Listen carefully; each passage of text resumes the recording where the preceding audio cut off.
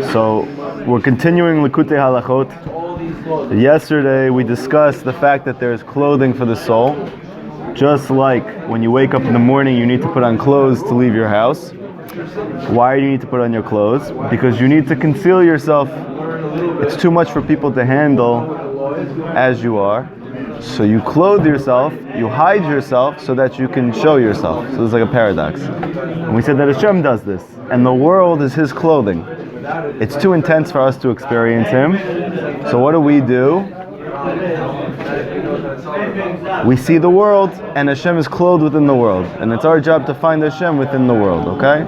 So we said the clothing of a Jew is physical, but then you have the clothing of his soul, which is spiritual. So what's the clothing of the soul that covers the soul but reveals the soul's garment, right?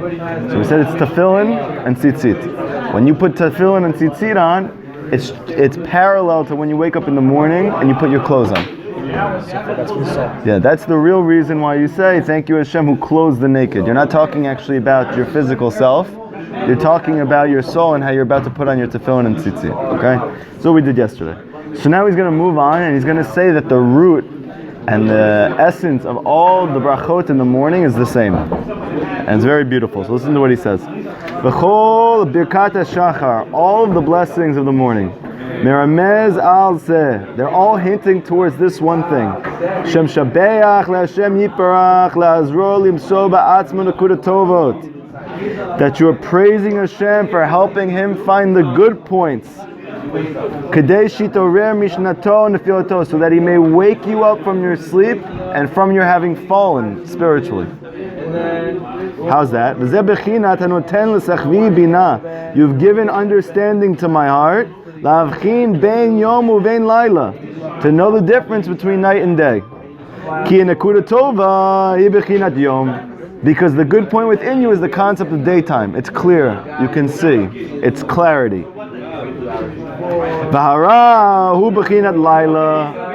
And darkness or evil is the concept of nighttime.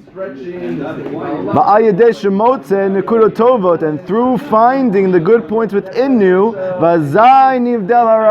and you separate it from the ra, like Hashem separated the day from the night. Then you have separated day and night. And that's the understanding that Hashem gave you. So what is that bracha? The rooster understands between night and day. Meaning there's a faculty within you that can discern where's God in my life, what's the good points, and what's the negativity that's holding me back. As a Jew, you're able to discern between the two. And you're thanking Hashem for that ability. Okay. And this is also what it means when we say, thank you for not making me a non-Jew. Because if he wasn't able to find in himself one good point,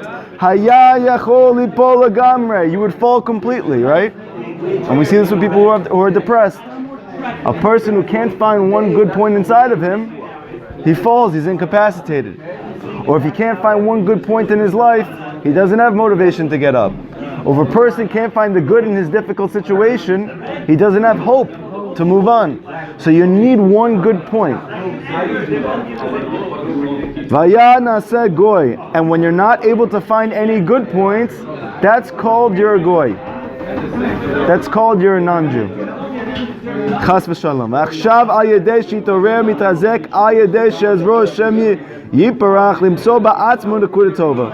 And now, through your awakening from your sleep, you're strengthening yourself, and Hashem is strengthening you by helping you to find that good point inside of you. Al ken hu modeh, and therefore you acknowledge Shabach and you praise Hashem. Shelo asani goy. You didn't make me a non-Jew, meaning you allow me to find the good points within myself. You allow me to see the good in my situation. You allow me to see the light in the dark. Right? It's a munah. The Jew has this special koah that he can be going through unbelievable difficulties and confusions and have no idea what's happening to him, and yet he does not lose faith that this is from Hashem, that this is for the best. And even though he doesn't understand why it's happening to him, because he knows that Hashem is behind it, he found that good point. eyes already go off, the bed's already over. This is the same thing when he says opens the eyes. What's the opening of the eyes? To see the good. Matir asurim. That he no. Matir asurim is he unties the bound. Same thing. What's bound? It's those good points. You're lifting them out. So kef kefufim, you lift up those who are crooked. Same exact thing. Because beforehand, when his eyes were closed, when his back was crooked, when he was tied down, that was all because he was in a spiritual fall. He was in a concealment. He didn't feel Hashem in his life. He didn't see the good in what's happening in the situation. This is the concept of Iver Hamgashesh Bafela, a blind man who is walking and groping in the dark. So you see, that's like a double concealment. You're blind, so you can't see, and now you're walking in the dark. Why do you need to know he's walking in the dark if he's already blind? It doesn't make a difference, because there's a double amount of darkness for him.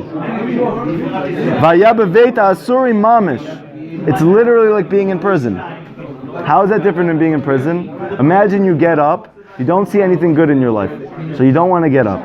You have difficulties in your life. You have health issues. You have emotional issues. You have rejection issues from your girlfriend. She doesn't like you anymore. Your wife is giving you a hard time. Your kids aren't listening to you, right? All of these things. So, what happens to you at that point? You start to feel hopeless. You start to feel despair.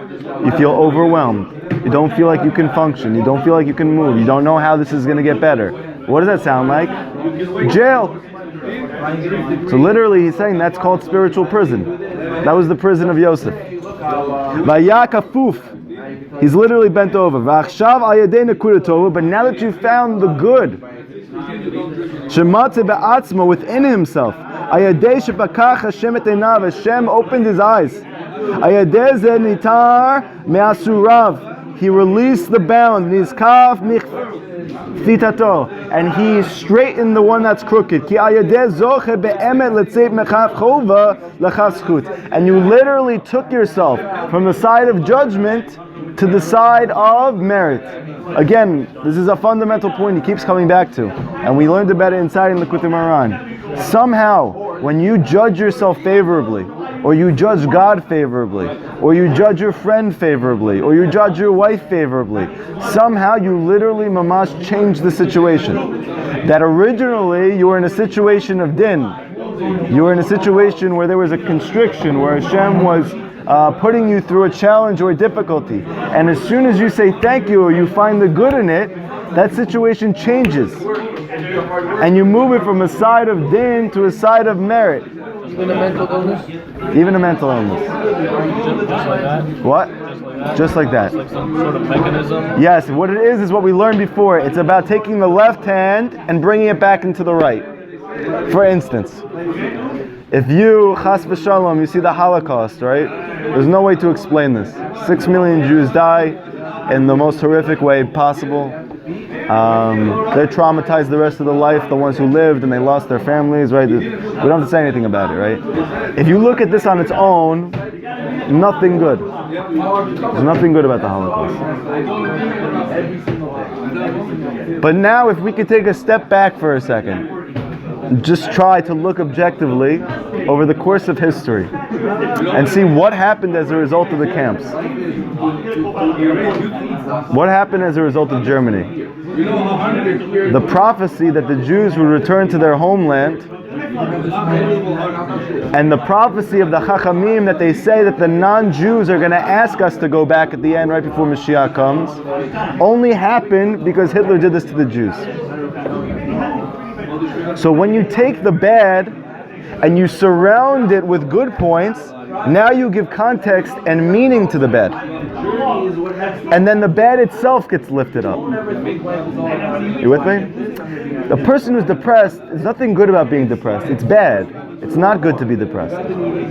But if you look long term and you see that the depression helped him find resources within himself that he didn't have before, and it helped him to ask for help, which he wasn't able to do before that, right? And it helped him to connect more to himself now than he really ever did before.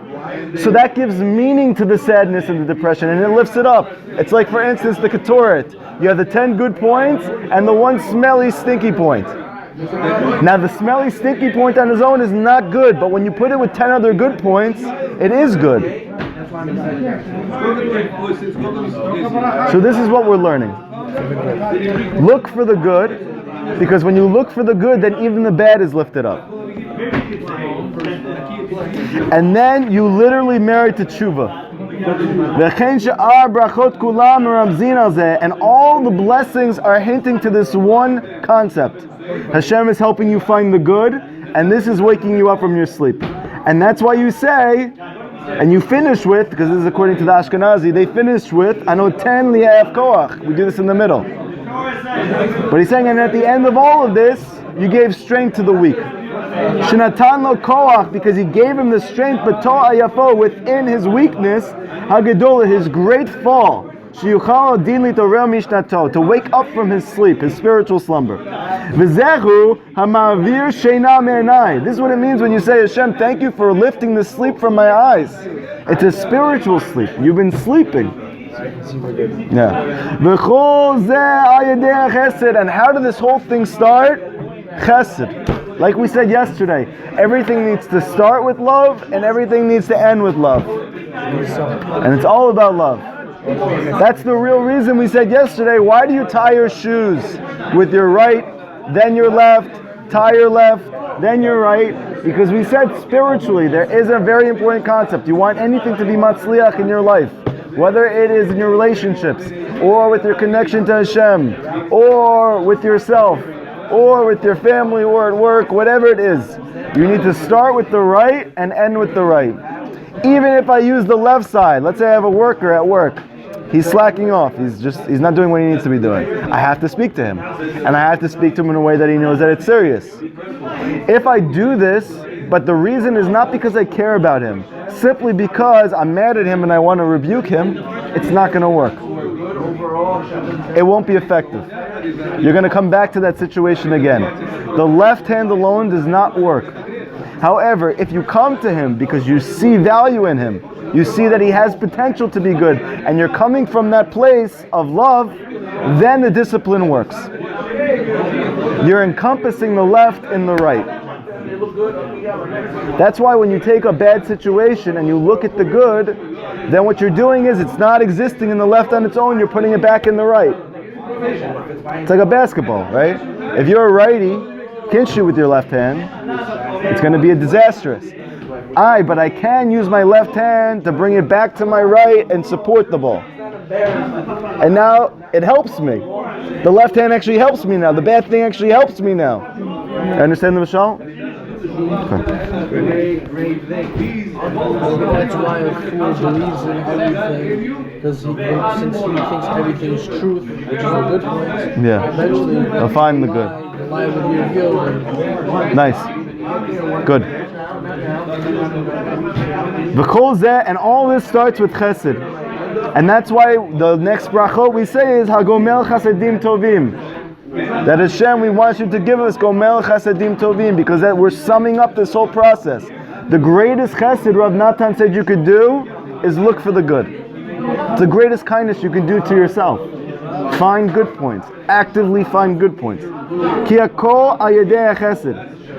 Because all of this is through chesed. Bechina boker de Avraham, the morning of Avraham, right? He was the beginning of the revelation of God, and he brought everybody back by finding the good. So we learn from him. Good. That's it. By the way, this is a deeper understanding of what it means in the Gemara, that it says, how do you overcome your Yetzer Hara? You need to constantly be proactive in inciting it. Meaning you can't just wait for your difficulties to come to you and deal with it then, otherwise it's going to be too much. Don't be on defense, go on offense. Yeah, go on offense. So how do you go on offense with your Yetzer Hara? Constantly look for the good. And if you're constantly focusing on good points, he doesn't even have room to get in. Or even if he does get in, it's going to be surrounded by so much light, it's nothing. So all day, this is what you should be practicing. Thank you Hashem for this, thank you Hashem for that, thank you Hashem for this. even if this is bad. Like, I don't understand, this is not good. But everything else that I've seen you do for me is good. I know you're there, so this is also you. This isn't a thing on its own. This is a part of the whole package. I trust you. I hope one day you'll let me see. So the next thing comes, and it becomes swallowed up by the good. That's why Rav Nachman says that if you have a group of guys dancing, and you see one guy who's sitting and he won't dance, you have to drag him into the circle with you. He'll thank you after. Why? He's the one bad point. You have to suck him up into the good, and then eventually he actually lifts up the good. So he took this concept very far. Okay. Now we are going to go into Rabbi Nachman's Masei Sipurim, the Lost Princess, okay? Very quick recap. By the way, you should know, this whole corner is teaching Rav Nachman's teachings. There's a very big shift that's taking place right now. Yeah. The redemption is coming. I didn't do anything. Rabbeinu does everything. I'm just the moon. Okay. There was once a king who had 6 sons and a daughter. He loved his daughter very much. She was precious to him. He spent every day with her. One time he was alone and he got mad with her and he said, "Let the one who's not good take you away." At night, went to her room, wasn't there in the morning. He became concerned. He's looking everywhere, can't find her. The viceroy sees the king is very, very upset about the fact he can't find his daughter. He says, "I'm going to go find her.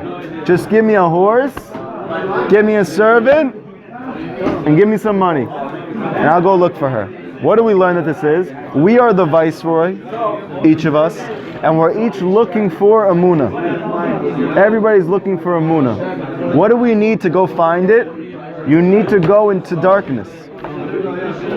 This whole story so far is taking place before the world even exists. In order to get Amunah, you need to go to darkness. Yeah, of course. Amunah means you don't understand. Not understanding has to be in a place of darkness. The only reason we came down to this world is to acquire Amunah. Because you can't have Amunah when you're sitting in the light of the Ein Sof. Everything is clear. So the one faculty that's so godly, that's even greater than truth, you can't even get when you're with Hashem. You have to get when you're not with Him, which is very interesting. Or seemingly not with Him. Meaning whenever you don't understand what's going on, that's where Amunah kicks in. Yes. Like I don't remember who said it. It was definitely a Breslov rabbi. He said that wherever understanding ends, Amunah begins. Okay? Where understanding ends, Amunah begins. It's very easy to say, I do it, I do this, and all of a sudden a difficulty comes your way and you're like, I can't. How many of us know what that's like? Yeah. So that's called not Amunah. That's not called Amunah. And it's not a knock. I also have been through this, okay? When the difficulty comes, right, it's very scary. Amunah can only take place in the dark. So this whole story of the viceroy with Hashem saying, I'm going to go find Amunah. I want Amunah. I see how precious she is to you. I want it. Give me a servant, meaning a soul, intellectual faculty. Give me a horse, meaning a body. And give me money, meaning physicality, meaning go into a physical world. Let me go find your princess. Good. He goes. He looks for her. He searches in the desert and in the forest. So this is us, as Baalei Tshuva, our whole lives looking for something and not knowing why we're not fulfilled, not knowing why we don't feel connected, not sure what's missing, but knowing something is missing. And all of a sudden he says, I've been here for so long, this isn't working. And he saw a path off to the side. And he went through that side path. He said, you know what, maybe it's down this way. We learned what was that path? Hibodedut. And all of a sudden he finds a castle through his Hibodedut. And what was the castle? We said it was the Sitra Achra. So I don't understand. You just found the path to the lost princess, but all of a sudden you're confronted with the biggest difficulty. But now we can understand. Why? Because Amunah can only be found in the darkness. And the more Amunah that you want, the greater the Amunah that you're looking for, the darker it has to be. So he's looking for the lost princess, not some shmegegi, he's looking for the real deal. So he starts doing Yibodedu. Wow, you want the whole shebang. You want Amuna Shlema. So now you're going to have to go down into the Sitra Achra. He goes into the castle and he sees the king. He sees Satan sitting there with the crown. And he says, where's my wife? And all of a sudden, who comes out? The lost princess. Now the question is, why is Amuna, why is the Shekhinah the queen of Satan? How does that make sense? You like the question? Why is she the queen of Satan? Why is she the wife of Satan? Yeah. Why is Amuna, which is the purest, apparently the holiest thing that there is, how is this married to Satan? Why? The answer is because we learned before that the Sitra Achra only gets its sustenance from Malchut. Yeah, but also through Malchut. Malchut is Amuna. Malchut is Tefillah. Malchut is the mouth. Right? We see this with the Nachash. The Nachash wanted Adam, but could only get the Kedusha of Adam through Chava. Chava is the lost princess. She's Amuna. So she's the queen. Why is she the queen? Because she's actually giving Shefa and sustenance to the whole other side. Only because it's lost. But once it's captured, there's no queen of that place. And everybody suffers. Okay. So what happens? He sees the queen. He goes, that's the lost princess. She notices him. Just like the Amuna or the Shekhinah notices when you're looking for her. She goes over and says, you know me? He said, yeah, of course I know you. He said, you're the daughter of the king.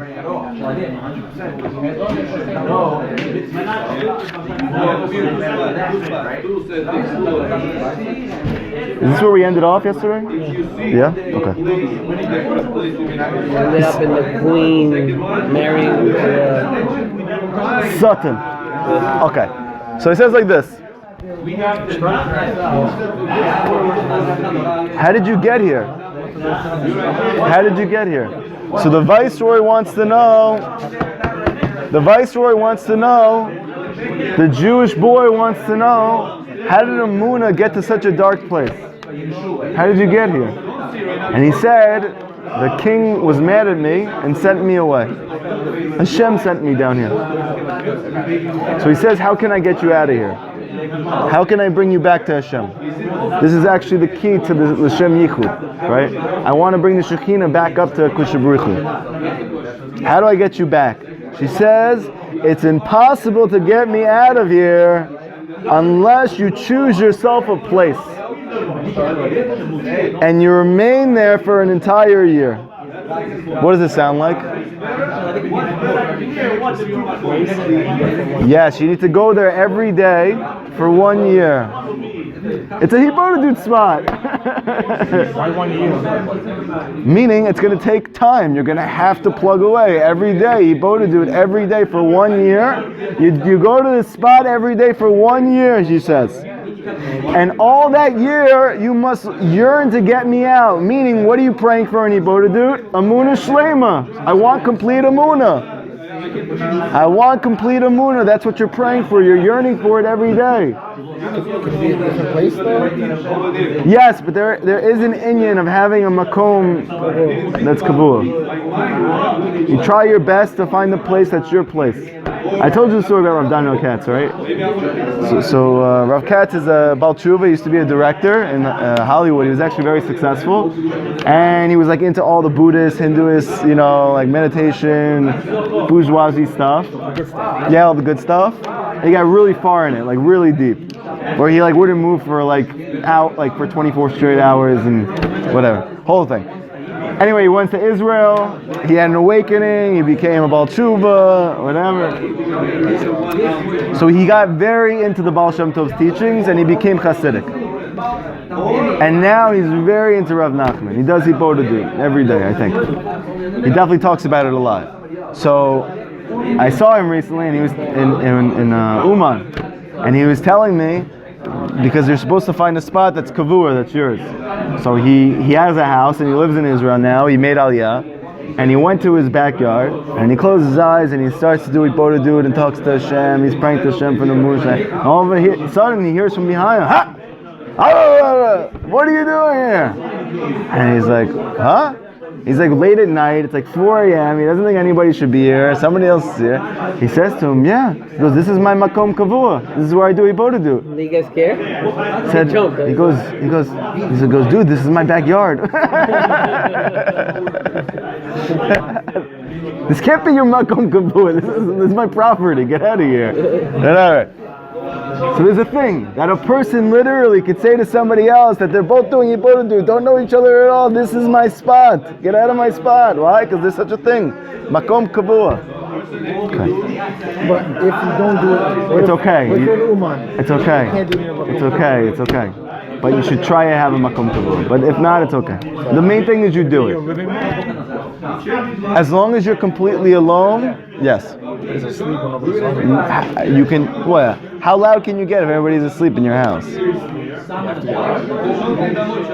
Are you whispering? You have to be comfortable. Are you allowed to whisper, by the way, Rabbi? You should be able to have the full range of volume, however loud or however low you want to go. You really should be doing it in a place not with your family around. Okay. You're allowed to whisper. You should try to be speaking. Okay. All that year, you should long to get me out, and whenever you are unoccupied, meaning you're not busy working, you're not busy with your daily needs, you should only yearn, seek, and look forward to freeing me. Meaning your whole mission in your life needs to transition from, I kind of want a munah, but I also want money, and I also want this, and I also want that. You really want to free me. You really want to bring the Shekhinah out of exile. You really want to bring Mashiach. You really want redemption in your life. You must yearn for me every chance that you get. And look forward to freeing me. You must also fast during this year. Sporadically fast. What's this concept of fasting? It's really, the essence is purity. Purity. Saying that you need to become more pure. Become more pure. Watch the things that you see, watch the things that you hear. But also, in addition to this, there is an essence, a concept of fasting. Why? Because we know, according to Rav Nachman and according to the Zohar, that when you fast, your intellectual faculties then begin to guide your body. Whereas when you're eating constantly, it's the consciousness of your body that drives your mind. And that's called constricted consciousness. It's called mochin dekatnu. So when a person doesn't eat, automatically their mind becomes, let's say, enhanced. You come into a greater state of consciousness. And that's an easier way to get her out. But Rav Natan says, in our generation, we're not strong enough to fast. So he says the main thing is your desire. Right. The main thing is your desire. Your desire needs to yearn for Emunah Shlema. To yearn for complete Emunah, yeah. Does fasting have to be like, it doesn't have to be a whole day, maybe you set aside Yeah, mornings. a couple hours. True. Yes, also it's very helpful. It's very good. That's not what he's talking about. I heard it's like equal to a certain amount of fast. Could be. But specifically Yes, it's the withstanding for food. And you're going to see how food comes up in a minute, how it becomes an issue. Then, on the last day of this year, after you doing this new regimen, pretty much like what all you guys are doing now since you're joining the class, right? At the end of the year, you must not only fast, but you can't sleep that last day for 24 straight hours. which day? Last day you started? Or last day? So, this is the story of the princess and the viceroy. You understand? Yeah, he's like in it. He's like, when is it a year since I started this class? No. Don't think so. Understand, I'm trying to connect it to you. But it's a metaphor, yeah. Meaning when you're... This is the last day of that year. Yeah, the last day of that year for the viceroy, don't sleep, don't eat, and you'll be able to free me. The viceroy did exactly as she said. Exactly as she said. By the way, the commentary here says, what's the last day for us? What does this mean? Uman, Rosh Hashanah. The last day is the first day. Meaning the greatest chance to free the Shekhinah after a year of doing Yibodedut is to cap your year in Uman by the Tzaddik, Rosh Hashanah. Okay. Come on, let's just go already. The Viceroy went and did exactly what she said. On the last day at the end of the year, he fasted and he didn't sleep at all. Then he saw, as he was heading to the castle, a beautiful tree. Oh, this sounds familiar.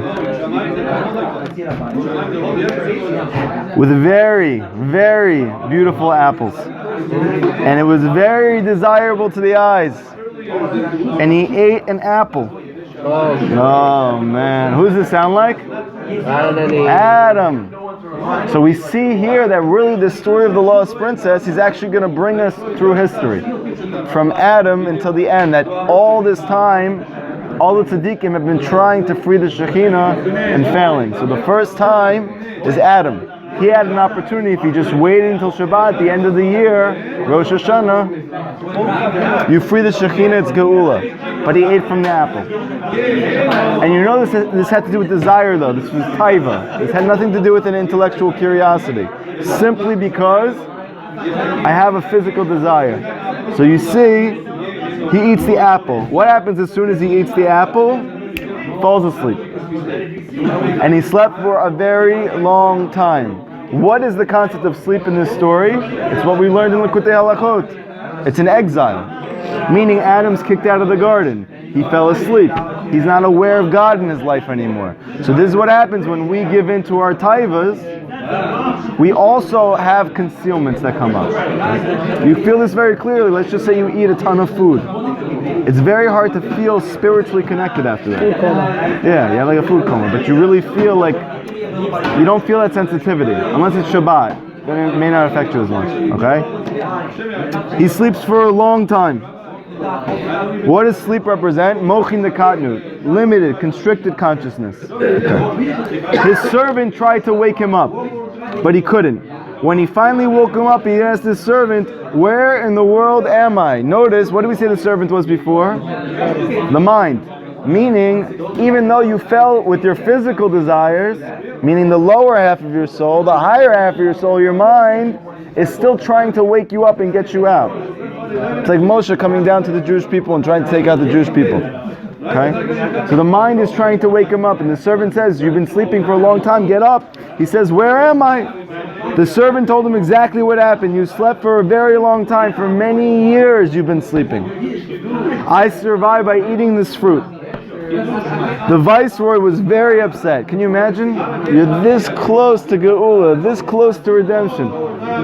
And you ate from a tree and you fell asleep. He went to the castle, but the princess was still there. Now notice at this point in the story, after the first error,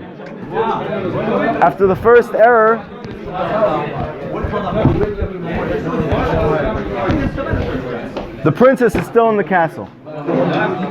Right? Meaning, even he wasted seed, he ate from the tree, whatever. Still, it was one error, right? And it wasn't because of like the mind. I wasn't fooled in my mind. It was just a taiva. I gave up on it. So the Shekhinah is still available to you. You need to look for her, but she's still in the castle. But notice later on that the Shekhinah is not going to be found. And you're going to see why. He went to the castle and found the princess. She lamented to him. She cried to him, if you came directly to me on that day, you would have freed me from here. But because of one day, you lost everything. But she said, you should know.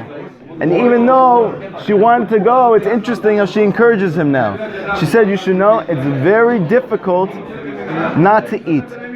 Especially on that last day. Because the Yetzer Hara is very strong on the last day. So this actually gives a lot of insight into the whole issue with Adam. Because everybody always asks, how do you mess up? You're this close to the end. right? And we're learning that's why he messed up, because he was that close to the end. Meaning something happens when you're really close to Emunah, true Emunah, that the Yetzer Hara becomes very, very strong because it's worried you're going to take the queen from the castle. Meaning you're going to remove all the sustenance from him. Yeah. So what he does is, like an animal that's about to go extinct, he marshals all of his energy and he gives you an unbelievable challenge, so that even though a week ago you would never give that up for an apple, somehow right now, I have to have the apple.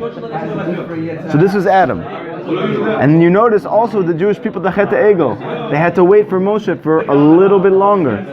So how do you fall? The answer is because it was right at the end. Right? Rav Avraham Stern speaks about this in the book. He says that every single time in Jewish history that we felt like this, on an individual or collective level, it's always at the very end. Because the Yetzer Hara becomes very strong then. So what do you have to do, Rabbi? You have to wait for the whole story. You know when you go to a movie... Ironically, you have to be patient. Yeah, ironically, that's part of the answer. You have to be patient. Okay, we're going to continue this tomorrow. No! Yes. Applied to like Shabbat. Why waiting for tomorrow? Yes. Did you ever notice it's very difficult Friday afternoon? A lot of obstacles come up on Friday afternoon.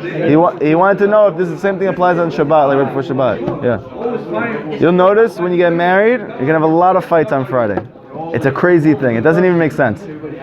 No, right before there's a certain time. Right? Yes, there's a certain time period. Yeah. So that's right. So we know it's because that's when the klipot are in full force. That's why you're supposed to go to the mikveh midday, because that's when they're at their highest peak, to try and subdue them. I got to go fight at 4:36. Wow.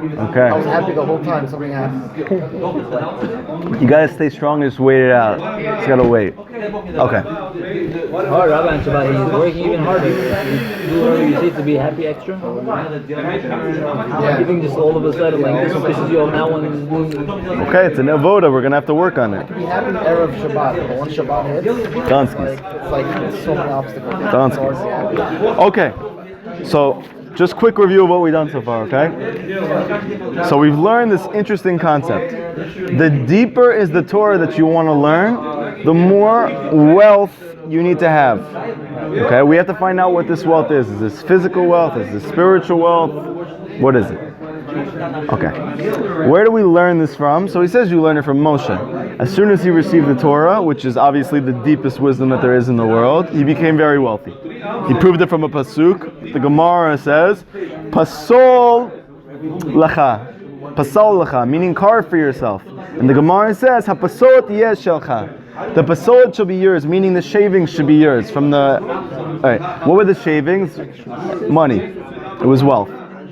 We learned very interestingly. He says, just like you need to give introductions when you're trying to explain something, right? You want to get to a point. Let's say I want to explain a deep concept to you. If I'm a good teacher, I'm going to give you hakdamot. I'm going to give you introductions that set you up and put you in the right mental frame so that by the time I get to the point, boom, you just fall in. It's like a proposal. Very good. It's like a proposal. So he says like this. Those introductions are keneged the pasolet. It's like the shavings on the outside of the Torah.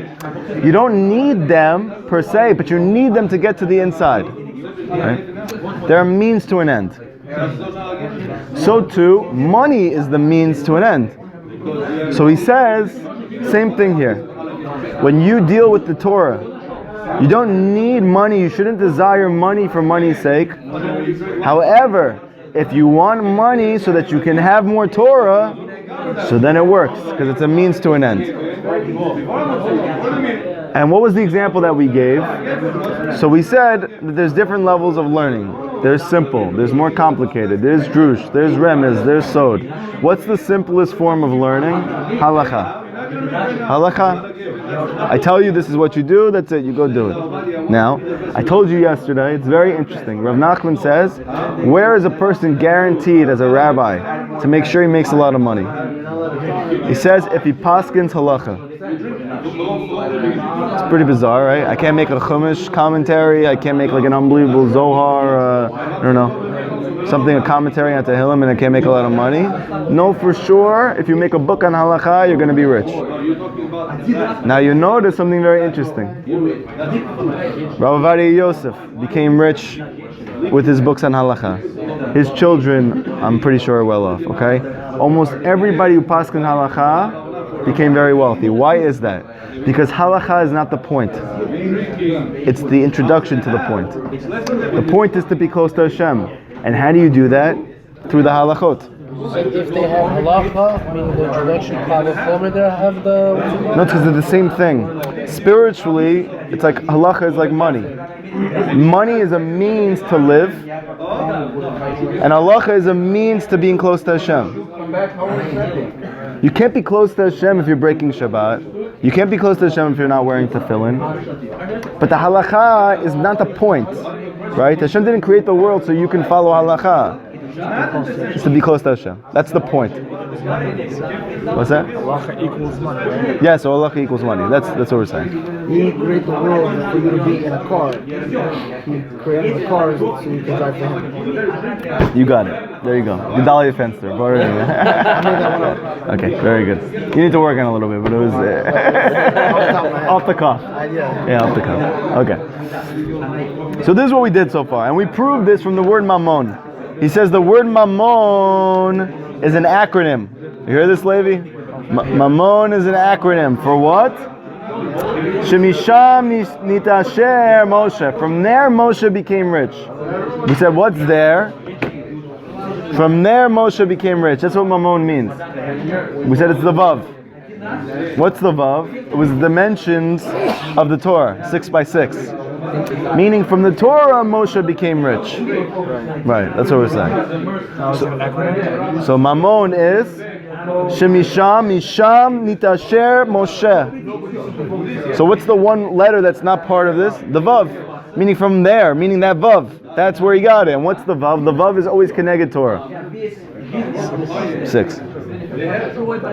Okay. So that's where we ended. So now the question is, how do we get to this wealth? How do we get there? We understand this concept that we need it to get to the deepest parts of Torah. Now how do we get it? Good. To come to this level of wealth. Ooh, you guys are all very focused, more than usual right now. Hu ayadei bechinat tikunei Atik. How do you attain wealth? Focus, my friend. Okay? How do you attain wealth? Through fixing atik. So we're going to see what it means. Atik. Atik is referring to the highest spiritual madrega that exists. It's where the soul of Mashiach comes from. An attic. Yes, from the attic. Atik means ancient. Ancient. It's the first spiritual world that was created, and it's the highest by far. Okay? It says by rectifying that place, you get wealth. Why is that? Because that's where bounty comes from at its source.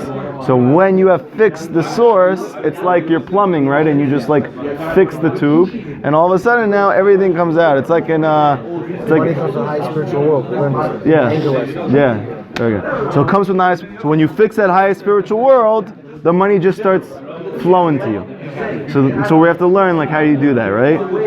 It says this is the concept of arichut yamim. Lengthened days. You know the Torah always says if you do this mitzvah, you're going to have lengthened days. So what is that lengthened days? What does that mean? I've added days to my life? What is that? So we're going to see that just like atik means ancient days, or it comes from arch anpin, which means a long face, it's connected to lengthened days.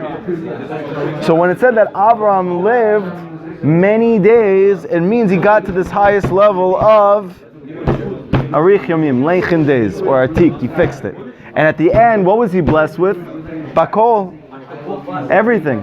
What did Rav Nachman teach? For you to get the highest level of Torah knowledge, you need all the wealth in the world. Kol. Kol. Oh. Hey. He says this arichut yamim, this length in days, is the concept of zaken, elder, the elder. And what else is zaken? We learned in another Torah, the beard. The beard. What do we say? That the different parts of the face are connected different spiritual worlds, and the highest spiritual world is connected the beard. Also representing Shem. Right. The reason that the hairs come down from your face is because it represents Shefa coming down from Atik. Time to grow out your beards. Yeah. Yes. Hashem is the highest level. Yes. Yes. Okay. Down from the face into Atik. Good. You got it. Down to Good. Kitarik arichut yamin, because a person needs length in days kedei lekabel b'tocho et hashiyut shel hitbonenut, in order to receive in them the wealth of contemplation. So now let's go a little bit further so we can understand this. The arichut yamim, this length of days, what is it? What is length of days? How do we get this length of days? Hayenu, meaning shetzarich shireh la'arich u'agdil yamav. It doesn't mean that you're adding days to your life. It means that you're increasing and you're extending the day itself. Everybody with me right now? Again.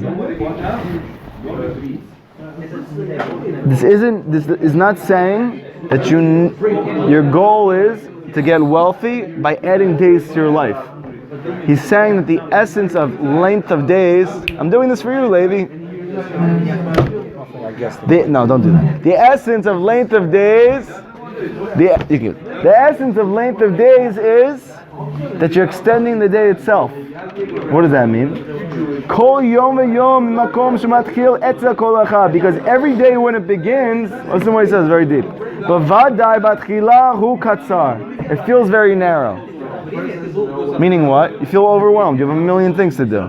So whenever you get up in the morning, you're not feeling like you're chilling. You should though. You just slept all night. Yes, you always feel like you don't have enough time, especially when you wake up and you realize all the stuff that you have to do. So the beginning of the day starts narrow. Hayenu bitila yom. This is the beginning of the day.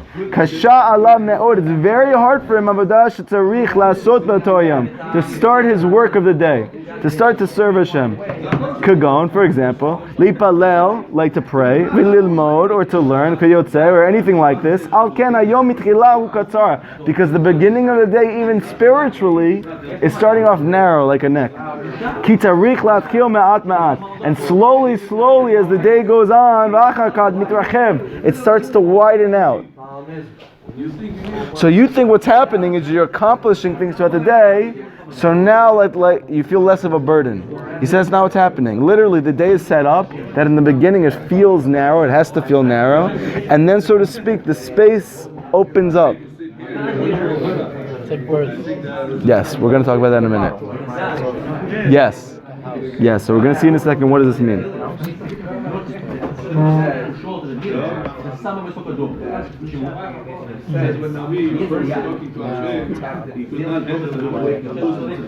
Okay.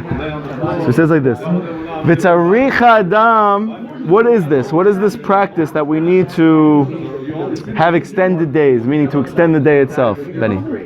How do we do it? Lerot lagdil or achiv la'arich. A person needs to increase and to expand and to extend. Kol sha'ah v'sha'ad, every moment of a successive hour, every hour, sheba achar, that he comes after it. Lahagdil or achiv, to increase and to expand, b'tosfot kedusha,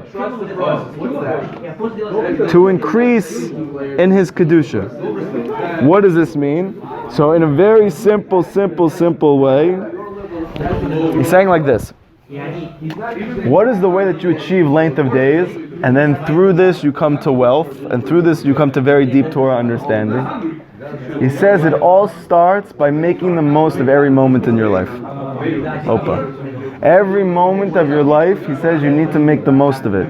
Every second, every hour, everything. Why? Because he says then what you're doing is you're taking the moment, and by making the most of the moment, you're extending the day. Meaning, every moment counts. So now the day's quality is increasing. Don't think to yourself, I have a free moment now, I can just chill out, I can just relax. Make the most of every moment of the day.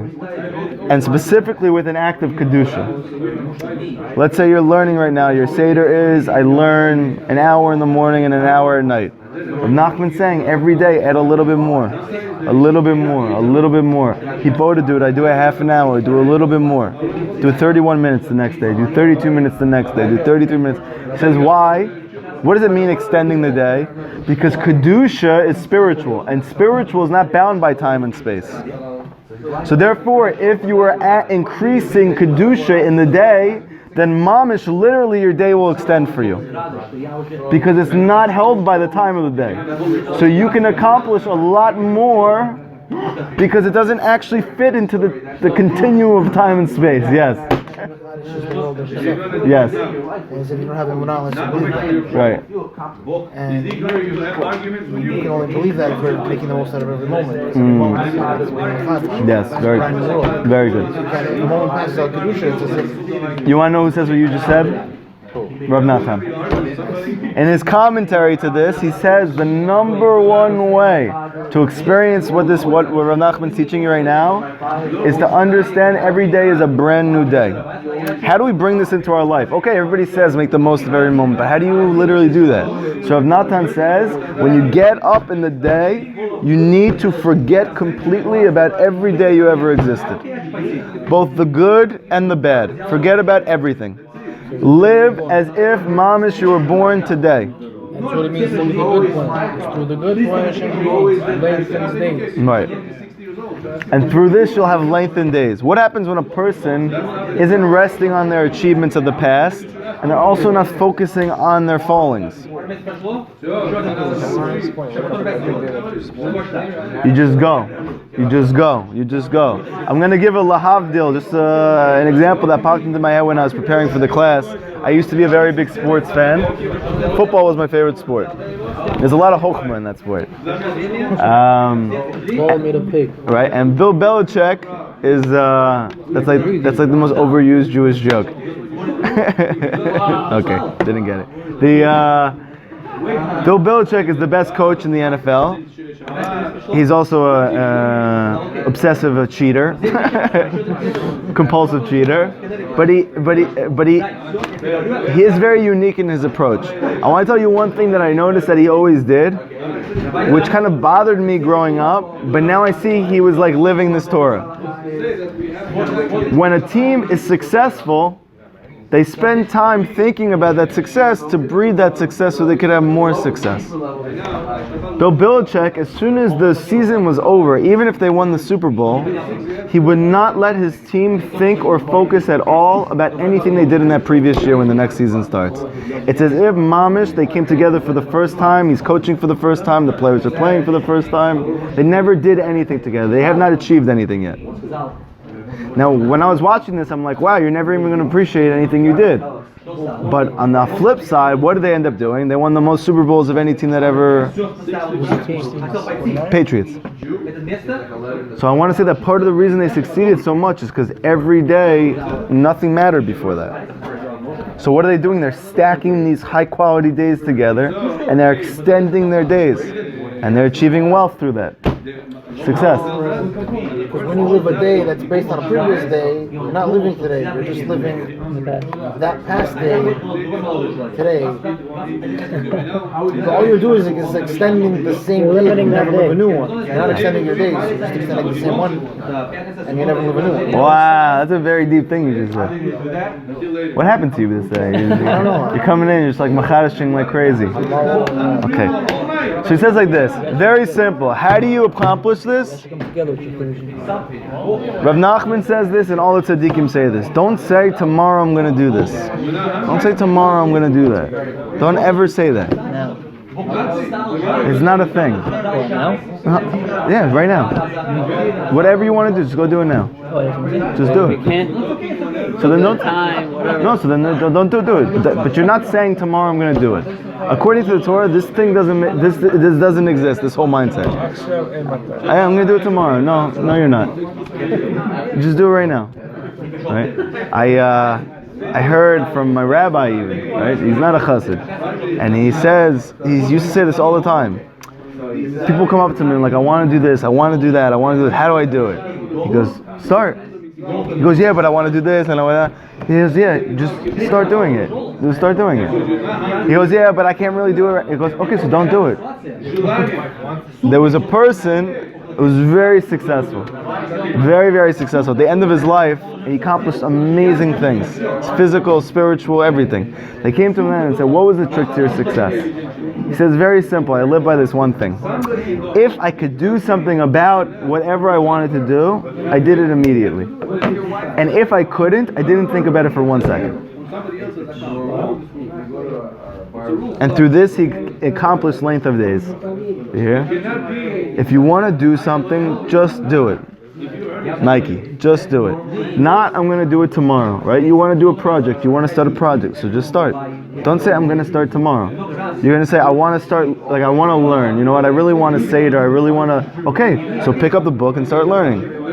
Right now. Akshav. Okay? Through this, you acquire length of days.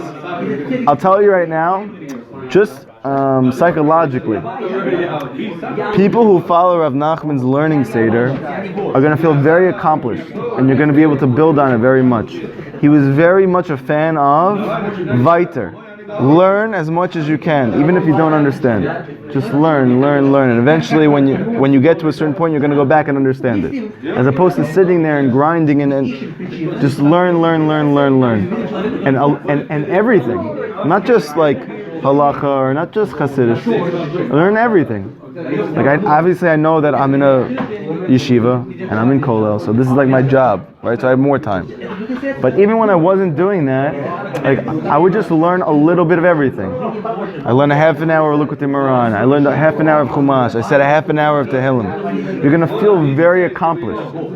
And you're going to see that what happens is, somehow, even though you're adding, you still have time to do it. And the reason is because it's spiritual, so it's not bound by time. This is the secret to Kafitzat Derech. How are tzaddikim able to go places and get there faster than it's really supposed to take? Because they're doing everything for Kedusha. So now they're not bound by nature. Wait, can you see that concept again with that guy that you said he wants to do something now and he does it? Yeah, he said if I'm capable of doing something about the thing that I want to do, I do it ASAP, right now. And if I realize that I can't do anything about it, I don't spend 1 second thinking about it. Everybody understand what we're talking about? Good? Learn a little bit of everything. I'll just tell you my Seder right now. I know that I am in a yeshiva, okay? But just to give you like an idea, I'm sure that the other guys in the yeshiva are not doing this, okay? But I follow Rav Nachman, so this is what he says: learn a little bit of everything. I learn a little bit of Chumash every day. I learn a little bit of Gemara. I try to learn a little bit of Gemara every day. I say a little bit of Tehillim every day. I learn a little bit of Likutei Moharan every day, right? I do my Hibbodah, do it every day. So I'm extending the day. It's called extending the day. And every day I'm able to do a little bit more and to push it a little bit more and push it a little bit more. Just on a psychological side, you're going to feel really good. And also at the end of like a year, you're going to see, wow, I learned so much. And on top of all these things, you come to wealth through this, and it's going to bring you to very deep Torah understanding. Just take advantage of every moment. Don't waste a moment, right? Let's say, for instance, like you should really, like, part of your bodedut should be doing this. Meaning, you're trying to cut away the fat. Obviously, if you think to yourself, it's very overwhelming. I can't learn Torah all day and night. Like, I'm just not holding by that, right? Okay, so whatever you're doing, do a little bit more. Cut away a little bit of the fat, right? I'm watching an hour and a half of YouTube videos. Let me cut that down to an hour and 15 minutes and add 15 minutes more of learning, right? Then a week later, another 15 minutes. Add 15 minutes to my bodedut. And just keep doing this every day. And you're going to see the Kedusha is going to increase, your purity is going to increase, your connection to Hashem is going to increase, and only blessings are going to come. Good? This is called length of days. Hence, Abraham, who merited the concept of elder, it said at the end of his life, he was zaken, and he had length of days. So literally what we think it means is he lived a long time. He got to the end of his life, he was old, and he lived a long time. So it says Abraham was elderly, well advanced in his years, and Hashem blessed him with everything. So listen to what Rav Nachman says. This is the concept of I gained understanding from the elders, meaning what? It wasn't that, the Zohar says, it wasn't that Abraham lived a long life, and therefore he had a lot of days in his life. It's that he came with his days to the end. Meaning at the end of his life, he brought all of his days. Meaning he made the most of every moment of his life. And because he made the most of every moment, trying to do more and more acts of Kedusha, he brought all of these to the end. And then they said he's Zaken. And he merited Bakol. What was Bakol? Some people said it was a daughter. And the simple understanding is he merited wealth. So we see, how did he merit wealth? By making the most of all of his days. You also mean converts. Isn't that like the highest converts? So that's an act of Kedusha. So that's what, so if you're doing Kiruv, Revealing Torah, to reveal Torah, you need to be wealthy. The highest Torah, you need to be even wealthy. right. Isn't carving here like the highest level? Because it's a hidden. I think on a simple level, it means some aspect of Limud Torah, that you yourself are learning and contemplating a piece of Torah. I understand what you're saying. But I would say for sure that when you're doing Kiruv, that's definitely an act of Kedusha, which is extending length of days. So even something like this, right? This can be part of you. Okay, good. Or Bezrat Hashem, like when we get our Breslov Center going. So anything that you can add to the mix, that's also considered an act of Kedusha, which is lengthening your days. Okay, good. This is Abraham. That's how he became an elder. Very good. X, Y, and Z. Yofi. Also, another practical way to achieve this is that you're learning for the sake of doing. David HaMelech, right? When he went to learn, he learned for the sake of doing it. There were other people who were learning in his generation who were smarter than him, right? But they learned for intellectual stimulation. They weren't learning to go do. They didn't go to class so they can be like, you know what, I'm going to put this into practice tomorrow. I'm going to pray for this and I'm going to start to do this. David, everything that he learned, he immediately tried to incorporate into his life. And because of this, he achieved length of days. And he got wealth, right? And he got the Torah. Whole thing. Okay. Now this concept of becoming an elder, of increasing your days, of adding Kedusha with every moment, making the most of every moment of your life, starting over again. How do you get the koach to do this? Where does that come from? Right, but I'm saying, this sounds great on paper. He's trying to build a formula right now. We want to get the deepest Torah. To get the deepest Torah, you need wealth. To get wealth, you need length of days. To get length of days, you need to make the most of every moment of your life with acts of Kedusha. How do you get to the point that you can add in every moment Kedusha? That it's not overwhelming you, that you are a vessel for that you are capable of doing that. So he says like this, to get to this place of Zaken, or Achiv La'arich, in order to extend and to lengthen your days, b'tosfot Kedusha, by adding Kedusha, b'chol pa'am, at every moment, hu ayadei yira. It's through yira.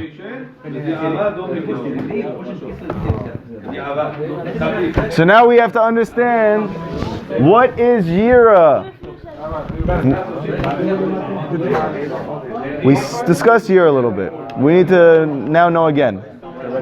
Yes, what is yira? So I'll say it like this. This is what I wrote, okay? Tell me if this makes sense to you. I tried to make it simple, but this is... what are you going to think about? Yira is your natural response to the recognition, the real, genuine recognition that Hashem is the orchestrator of everything that takes place in your life. When you understand that, you quiver your pants. Yes, the cause, that He's the cause of all causes, like the Zohar says. What is the cause of all causes? It means something took place in your life, right? Like for instance, Tomer just lifted up his zipper. Yeah? So what's the cause of that cause? Meaning what caused him to lift up his zipper? Hashem. And when you look at everybody in the room and you realize that the cause of them doing everything is Hashem, you start to become overwhelmed with awe.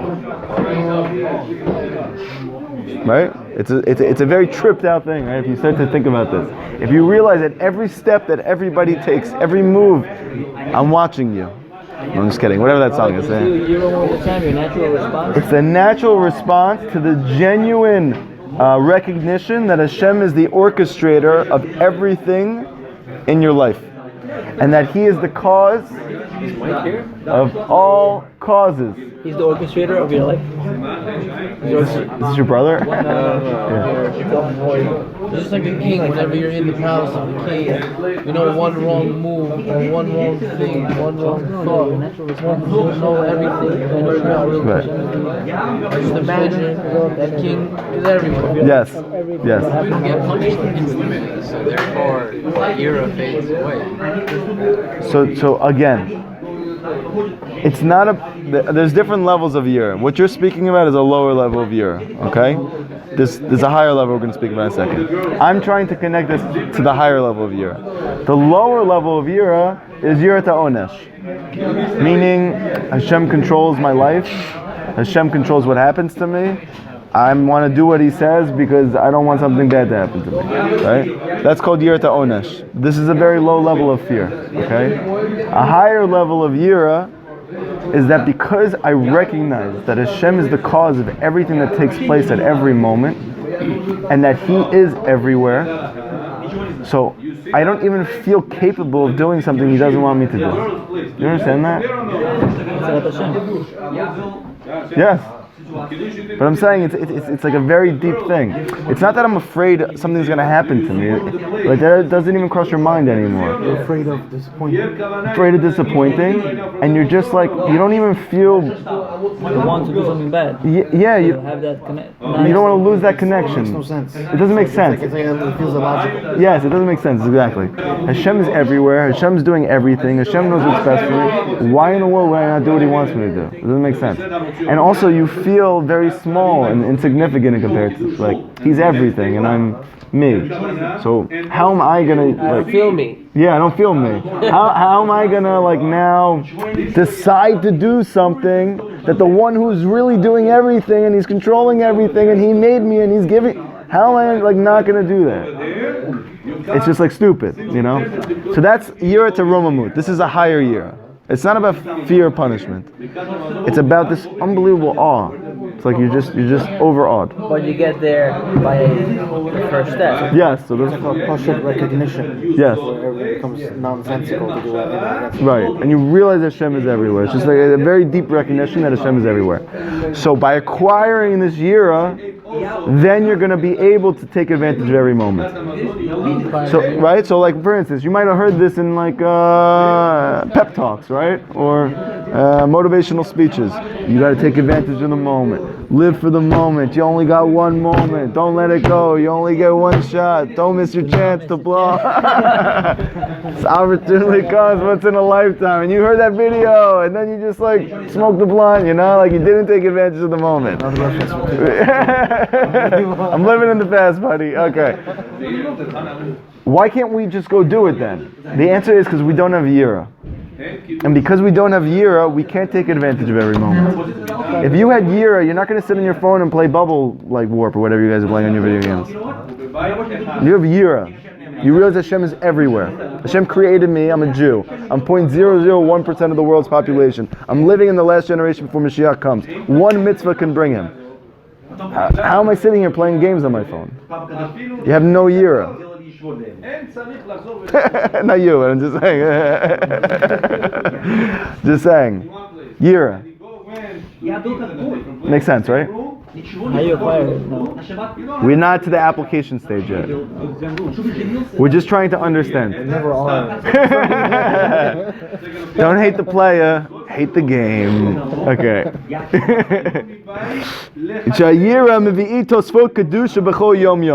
Yira is going to bring you to increase the kedusha at every moment. And through this, nitarchin, you're going to extend your days. Like it says, Yirat Hashem Tosim Yamim. There's a pasuk. It says, Yirat Hashem increases your days. So the way that you simply read this out, and this is true, that Yira actually adds days to your life by having Yira. But deeper than that, he's saying that Yira adds to the days of your life. That Yira is the key to increasing the quality of your life. That every moment is a good moment. That every moment is a Kodesh moment. Maybe another thing we're saying about increasing your day, saying that you're always going to see Hashem, and there's no night concept, it's only day. Nice. Makes sense psychologically because if you're mindful of every moment, the entire day feels very much longer. Yes. Are you mindful or is your mind full? No, if you don't treat it like automatically, if you're literally mindful, in other words, like you know it's extending long. He got You have to it. be conscious of it. He's into wordplay these days, okay? Okay. Bubble words. Yes. Not a bad name for a game. There's another pasuk in Yeshaya where Yeshaya says, Yirat Hashem hi otzaro. Yirat Hashem is his storehouse, his treasure house. Okay? So the Gemara says something interesting. The Gemara says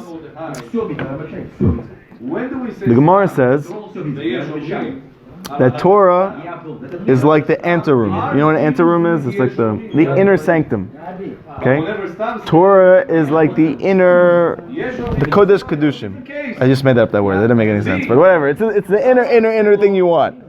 Okay. So the Gemara says, how unfortunate is the person that he learns Yom V'Laila and he doesn't have Yira.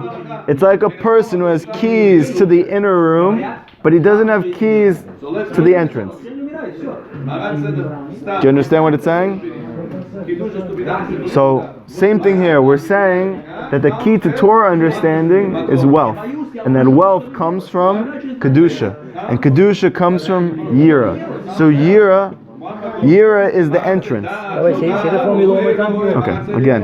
What about the Hasidic Rebbe's report? We're going to get to these. Say the formula again. Formula again. The formula again is like this. If you want the deepest contemplation of Torah, you're going to need the most wealth. Where is that wealth coming from? It's coming from you lengthening your days. How do you lengthen your days? By making the most of every moment. How do you make the most of every moment? That every one of your actions is Kodesh. It's praying, it's learning, it's helping somebody else, it's lifting somebody else up, it's spending time with your family, it's whatever. All of these things are Kodesh. So all of these things are lengthening your days. How do you get to the point that you're motivated enough to take advantage of every moment like that and not waste a moment? And the answer is through Yira. Through this overwhelming recognition that Hashem is everywhere, and He's everything, and He's the one who's creating, and He's the one who's orchestrating, and He sent me here for a mission. Right? It's an awareness. It's like da. When you have this yira, you couldn't think to do anything else besides what you should be doing. How could I do anything else? You can't. It just doesn't make sense to. You're not pulling away from doing anything like physical. Like That's right. working, That's true. That's true. So that's how you get to the working less. And Yeah, nice, good, nice. Okay? So listen to what he says now. The fear of Hashem is like a treasure house. So that's what it means. And the aspect of He built her like a storehouse. So what is this speaking about? So this is a very interesting Gemara. It says like this. In the beginning of creation, Hashem created the world and He formed the world. It keeps using those words. Bara, Yotzer, or Asa, He made. But with Chava was the only thing in creation. He didn't make, and He didn't create, and He didn't form. He built her. So the Gemara learns from this, what does it mean He built Chava? So He built her thin at the waist and wide at the hips. Thick.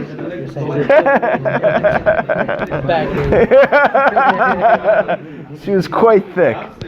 Meaning what?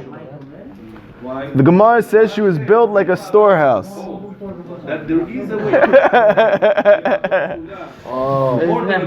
What's a storehouse? It's like a granary where they hold wheat. So what does it look like? It's very narrow on top and it's very wide at the bottom. Why is that? It's to hold the wheat. So the Gemara says Chava, because she was going to be the holder of children, he made her thin at top and wide at the hips, meaning holding the grain, holding the child. But we're learning really who is Chava. Chava is a metaphysical concept called Yira. Chava is Yira. Why? Why? Why? I don't know, because Rav Nachman says so. Adam represents the Torah. Yeah. Torah tefillah. Yeah. And Yira to get to the Yeah, very good. Because Yira is a female concept. Yira is a female quality.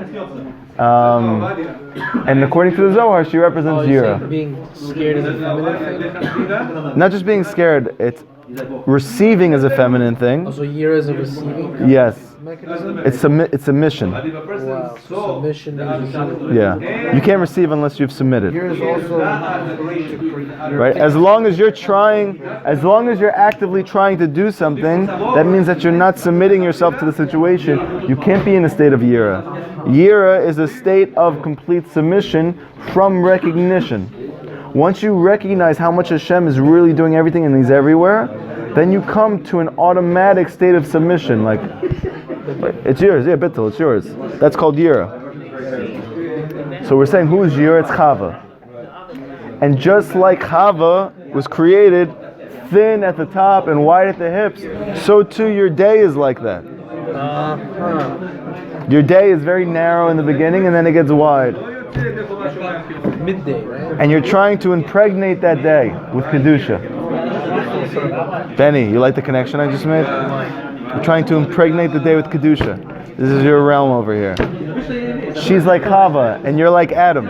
And you're giving the Kedusha. In the beginning it's narrow, she's narrow, and then she widens out at the hips. And you're filling the whole day with Kedusha. I don't know where we went just now. Benny, you're not feeling it today. I am lost for them. Okay. We have like 1 minute. We'll continue tomorrow. There's a lot more to say. This is a long Torah. Does anybody have any questions about tonight? Oh wow, maybe that's actually going to be the night of the wedding. Good. It's very narrow, and then he has to the whole situation. Yeah, okay. Now you're back, Benny. Any questions? Got it? Good? We'll continue tomorrow night. Have a great night, guys.